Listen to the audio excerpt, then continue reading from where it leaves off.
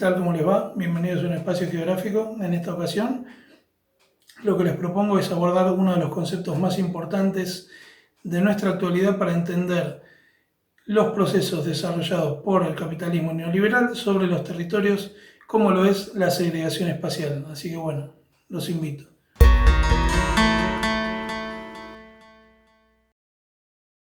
Lo primero que tenemos que tener en cuenta es que este concepto, esta segregación espacial, es un concepto pensado y acuñado a partir del surgimiento de los enfoques críticos radicales dentro de la geografía.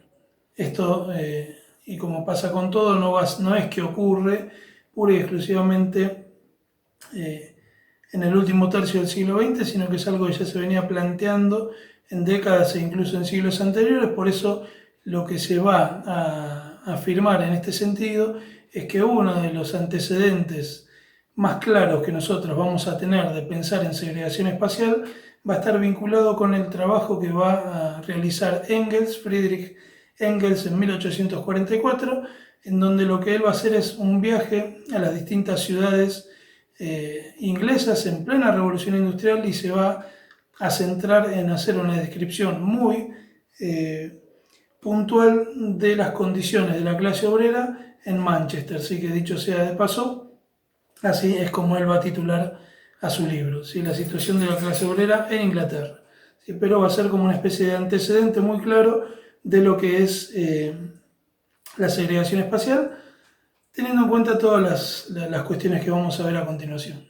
No obstante, en nuestra contemporaneidad, el geógrafo David Harvey, sí que si bien tuvo un origen más vinculado a cuestiones liberales, después se volcó hacia los ideales marxistas y va a ser quien, junto a muchos otros, piensen cuáles son las problemáticas que realmente se están generando sobre el territorio y que por una razón o por otra no se están poniendo de manifiesto. ¿Sí? Él va a escribir, creo que en el año 1977, el libro Urbanismo y Desigualdad Social, en donde va a empezar a plantear cuáles son los grandes males que ocurren dentro de las ciudades y cómo eso termina promoviendo ciertas condiciones para la sociedad no beneficiosas.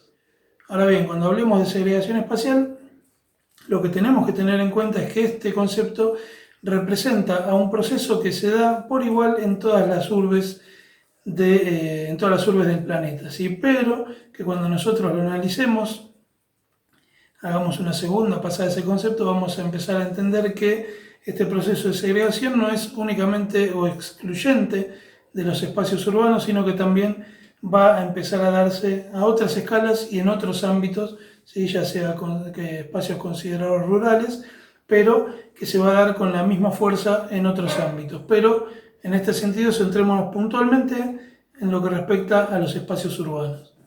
Cuando hablemos de segregación espacial, por más que esté de más aclararlo, vamos a hablar de aquellos espacios que por ciertas cuestiones que vamos a ver ahora a continuación, se van a encontrar marginados, se van a encontrar escindidos en sentido figurado de lo que es el entramado urbano.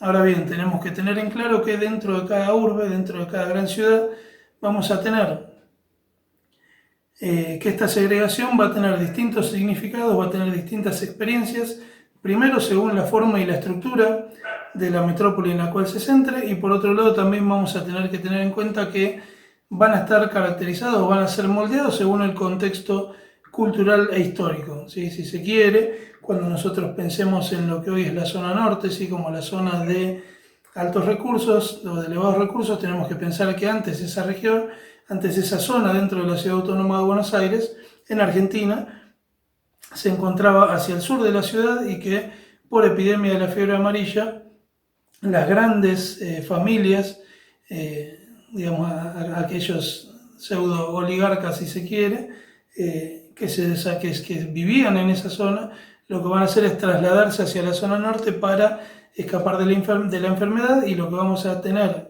dentro de la configuración urbana de la Ciudad de Buenos Aires, aún hoy en la actualidad, es una zona norte de elevados recursos, una zona sur de bajos recursos, que incluso va a lindar con la ribera de uno de los ríos más contaminados del mundo, y en el medio una zona de transición, ¿sí? Pero ese tipo de configuraciones son las que surgieron en algún momento, en algún contexto determinado y que en muchos casos lo que hacen es producir, reproducir y perpetuar esa diferenciación espacial.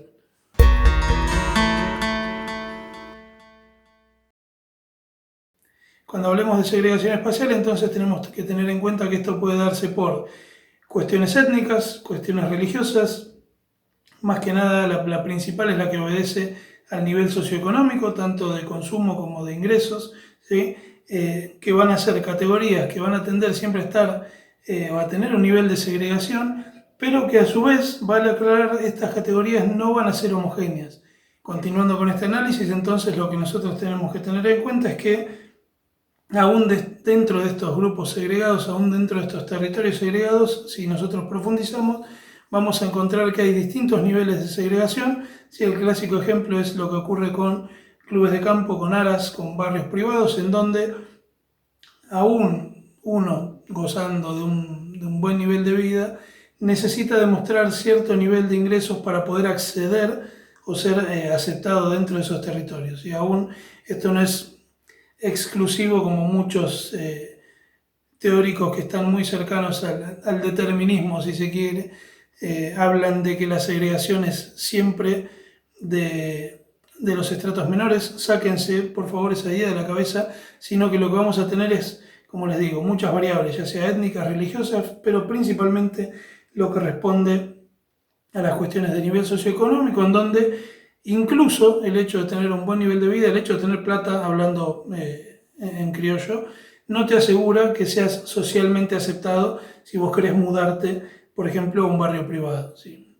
Pero eso es en lo que respecta a estas tres categorías. Después vamos a tener otras más en donde va a empezar a importar mucho lo que es el rol del Estado, principalmente cuando nosotros pensemos cuál es el alcance del Estado y cómo algunos territorios se segregan partiendo de distintas ópticas. Por ejemplo, el acceso al agua potable, el acceso a los servicios, el acceso a las cloacas, hospitales, educación, transporte público. Si muchos territorios terminan segregándose o terminan siendo segregados, si se quiere, forzosamente por determinadas políticas que van desde la inacción del Estado o el no, digamos, que el Estado no atiende a esos territorios, e incluso, por otro lado, cuando nosotros pensemos en la idea de lo que son renovaciones urbanas, no gentrificación, sino renovaciones urbanas, o en la adopción de políticas públicas tendientes a incrementar impuestos, tendientes a incrementar gravámenes, que lo que hacen es que una persona que vivía en un espacio determinado, que pagaba un monto X por su alquiler y por sus servicios, si eso se incrementa de manera exponencial, se ve obligado a no poder seguir viviendo ahí y tiene que desplazarse. Si son estrategias que hoy por hoy están muy vigentes y que están comandadas no tanto por el Estado, en la figura propiamente del Estado, sino más que nada por, sobre todo, lo que son los grandes grupos económicos vinculados a lo inmobiliario. Sin embargo, no toda segregación es, tomando lo que había mencionado recién, estas segregaciones forzosas, digamos, no todo es forzoso, sino que también existen segregaciones de tipo voluntario que por lo general, como les mencioné recién, siempre están vinculadas a lo que son los niveles económicos y principalmente a los niveles económicos elevados, ¿sí? En donde lo que vamos a tener es como algunos autores trabajan esta idea de la suburbanización de las élites, la idea de que antes las élites vivían en la zona céntrica de la urbe y ahora lo que hacen es ir cada vez más mudándose hacia la periferia, hacia los límites del tejido urbano, buscando, entre comillas, protección, seguridad, sí, buscando tranquilidad. Después podemos hablar de otras cuestiones, pero ahí es cuando uno habla de lo que es segregación voluntaria.